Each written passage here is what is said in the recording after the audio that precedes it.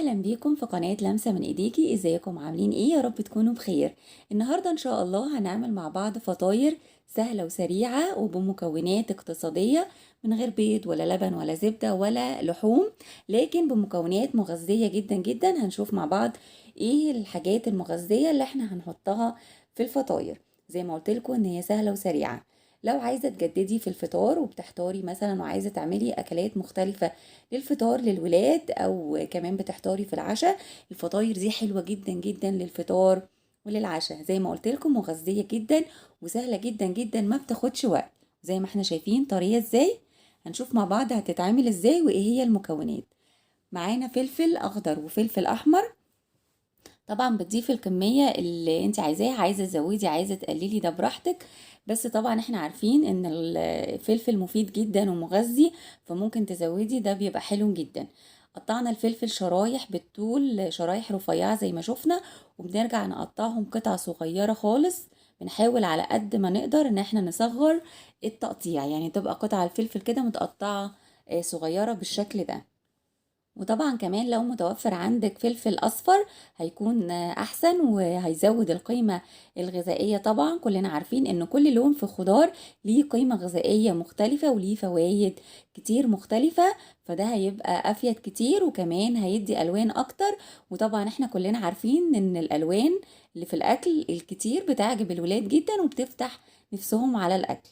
هنقطع الكمية كلها رفيع زي ما احنا شايفين بالشكل ده، وهنحطهم في بولة. وهنشوف المكون التاني معانا، وهو معانا حزمة كده من البقدونس على الشبت. هنبتدي نقطعها برضو تقطيع ناعم جدا جدا بالشكل اللي احنا شايفينه ده.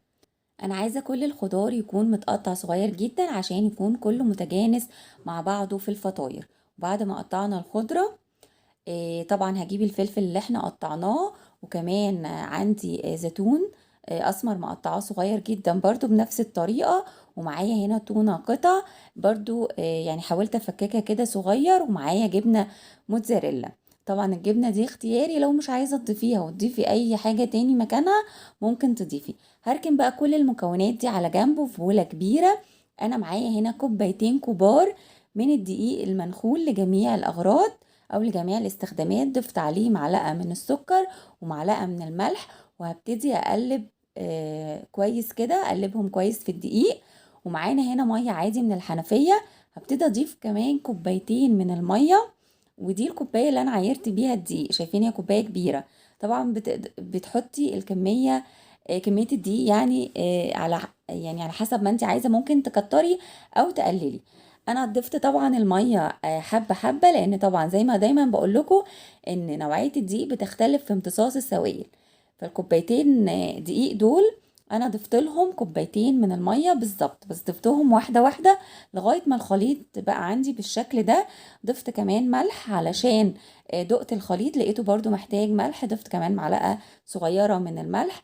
وبعدين بدأت بقى أضيف واحدة واحدة كده كل المكونات اللي انا قطعتها معاكو. ضفت الخضرة وضفت الفلفل وكمان ضفت الزيتون، وهضيف التونة. طبعا بدأت افكك فيها كده بالمعلقة علشان تبقى برضو قطع صغيرة، زي ما كل الخضار متقطع قطع صغيرة عشان كله يتجانس مع خليط السائل اللي معانا ده. وبعد كده ضفت الجبنة الموتزاريلا. الجبنة الموتزاريلا دي اختياري، وطبعا كل مكون بحطه بفضل اقلب كده. وطبعا ضفت كمان نص كوباية من الزيت، وابتدي اخلط كده كويس جدا. وبعد كده هسيب الخليط يستريح 10 دقايق، وفي طاسة على النار هبتدي احط زيت، مسحة كده من الزيت زي ما شايفين. واول ما الطاسة تسخن هبتدي بقى انزل كده بكبشة كبيرة او كبشة يعني وحبة صغيرين من الخليط السائل اللي عندي، وهبتدي افرد فيه كده بظهر الكبشة لغاية ما يتفرد كله في الطاسة بالشكل اللي احنا شايفينه ده.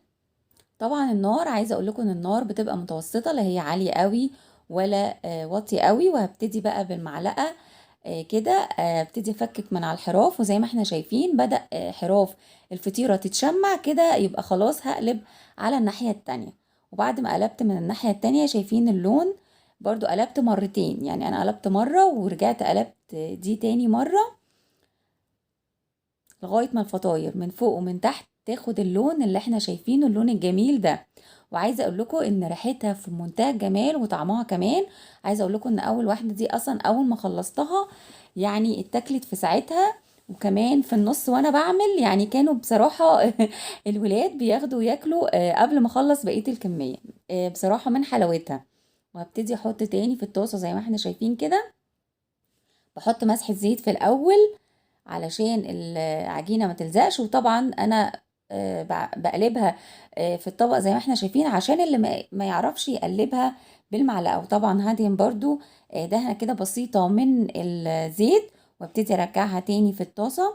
يعني اللي مش هيعرف يقلبها بالمعلقة زي ما احنا شايفين كده يبتدي يقلبها بالطبق زي ما شفنا. لان انا عملت الطريقتين علشان اللي مش يعرف يقلبها كده شوفوا دي تاني واحدة ويعتبر دي أول واحدة، لأن زي ما قلت لكم إن أول واحدة اتاكلت.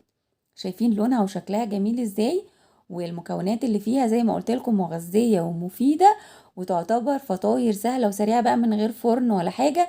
ما بتاخدش وقت وبتستوي على طول. كمان لو عندك طاستين نفس المقاس ممكن تحطي على عينين وتخلصيهم في وقت أقل كمان.